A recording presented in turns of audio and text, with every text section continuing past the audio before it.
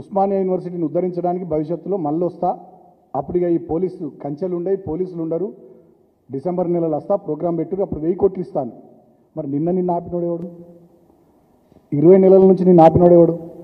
నిజంగానే మీకు ఉస్మానియా యూనివర్సిటీ మీద ప్రేమ ఉంటే, ఈ రాష్ట్రంలోని వివిధ యూనివర్సిటీల మీద ప్రేమ ఉంటే, నిధులు ఇవ్వడానికి 20 నెలల నుంచి మీకు ఎందుకు మనసు రాలే? అదేవిధంగా మీరు పనిచేయడానికి 20 నెలలుగా మీకు అడ్డుపడ్డ శక్తులు ఏంటి? ప్రధాన ప్రతిపక్షంగా మేము కూడా యూనివర్సిటీలు మంచిగా ఉండాలి, బాగుండాలనేటటువంటి ఆలోచనతో మేము కూడా పూర్తి స్థాయిలో ఈ ప్రభుత్వం చెప్పినటువంటి మాటలు నెరవేర్చాలి. యూనివర్సిటీల అభివృద్ధికి కానీ, విద్యార్థుల అభ్యున్నతి కోసం కానీ, విద్యాభివృద్ధి దిశగా వాళ్ళు మంచి మంచి ప్రణాళికలు ఏదో రూపొందించేదో బాగు చేస్తారనేటటువంటి ఆలోచనతో మేము కూడా ఎదురు చూసినాం 20 నెలలు. కానీ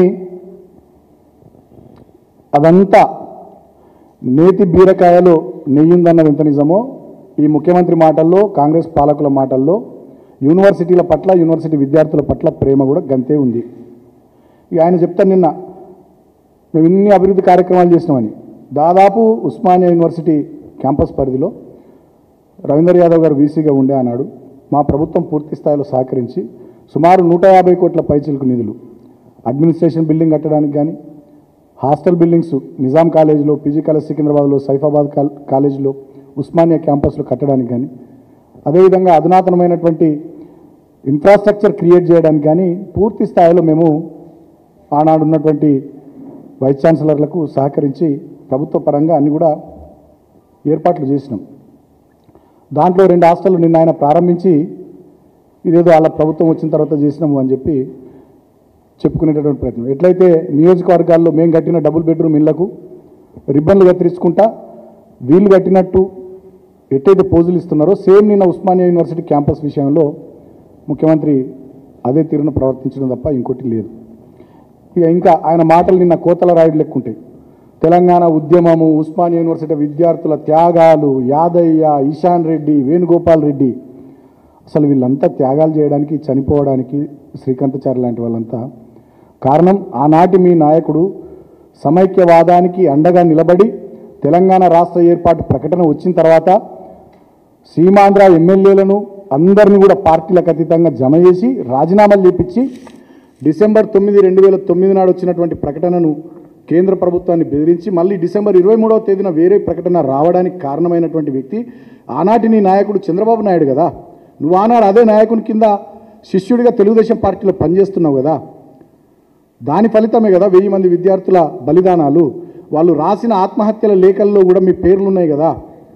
ఆనాడు తెలంగాణ గడ్డ మీద సమైక్యవాదానికి మద్దతు తెలిపిన పార్టీలను, నాయకులను తిరగనీయని రోజుల్లో ఇదే ఉస్మానియా యూనివర్సిటీలో ఆనాడు మీ తెలుగుదేశం పార్టీ నాయకుల మీద విద్యార్థులు ఆగ్రహంతో మిమ్మల్ని నిలదీసి దాడి చేస్తే పారిపోయినోళ్ళు కాదా మీరు? కరీంనగర్ గడ్డ మీద తెలుగుదేశం పార్టీ సభ పెడితే ఎక్కడ ఉద్యమకారులు అడ్డుకుంటారో అని చెప్పి ఆనాడు రైఫిల్ తీసుకొని బయలుదేరిన రైఫిల్ రెడ్డివి కాదా నువ్వు? తెలంగాణ కోసం మా పార్టీ ఎమ్మెల్యేలు ఆనాడు, అదేవిధంగా భారతీయ జనతా పార్టీకి చెందిన ఒక్క ఎమ్మెల్యే లక్ష్మీనారాయణ గారు, ఆనాడున్న ఇంకో ఎమ్మెల్యే కిషన్ రెడ్డి గారు ప్రస్తుత కేంద్ర మంత్రి రాజీనామా చేయలేదు, పారిపోయింది ఆయన.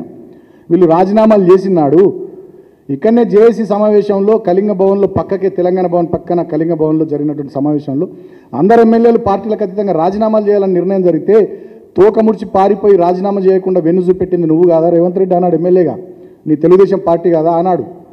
ఇవాళ మీరు త్యాగాలు, విద్యార్థుల త్యాగాలు, ఉస్మానియా యూనివర్సిటీకి సంబంధించినటువంటి తెలంగాణ ఉద్యమకారుల త్యాగాలని చెప్పి మీరు మాట్లాడుతుంటే వేదాలు వల్లించే దయ్యాలు కూడా సిగ్గుపడతాయి. అసలు మీకు యూనివర్సిటీకి వచ్చే అర్హతనే లేదు. ఉస్మానియా యూనివర్సిటీ విద్యార్థులు నానాడు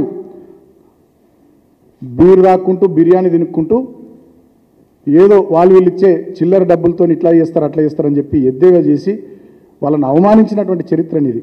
ఒక ఫ్యూడల్ పద్ధతిలో, ఒక ఫ్యూడలిస్ట్గా నోటికి ఎంత వస్తే అంత, ఏది మాట్లాడాలనిపిస్తే అది నిర్దయగా మాట్లాడేటటువంటి చరిత్ర ఆనాటి నుంచి ఈనాటి వరకు నీదే. నిన్న కూడా సభలో ఏం మాట్లాడతారు? అక్కడ ఎదురుగా మహిళలు ఉంటారు, తీటా అనే పదాలు వాడతారు. ఒక ముఖ్యమంత్రి అట్లా మాట్లాడొచ్చా? అదేవిధంగా వైస్ ఛాన్సలర్ గారు ఒక దళిత బిడ్డ, సరే ఆయనకు చాలా టాలెంటెడ్ ఉంది, ఆయన వైస్ ఛాన్సలర్ పదవి వరించింది. దానికో ఎంపిక కమిటీ ఉంటే సెలక్షన్ కమిటీ ఉంటే ఇట్స్ ప్రాసెస్. ఆయనను పట్టుకుని దళితుని నేను వైస్ ఛాన్సలర్ని చేసిన అంటావు, ఇది ఎక్కడి పద్ధతి? అంటే మీ భాషలో మీ పద్ధతిలో ఫ్యూడలిస్ట్ అప్రోచ్, ఒక నయా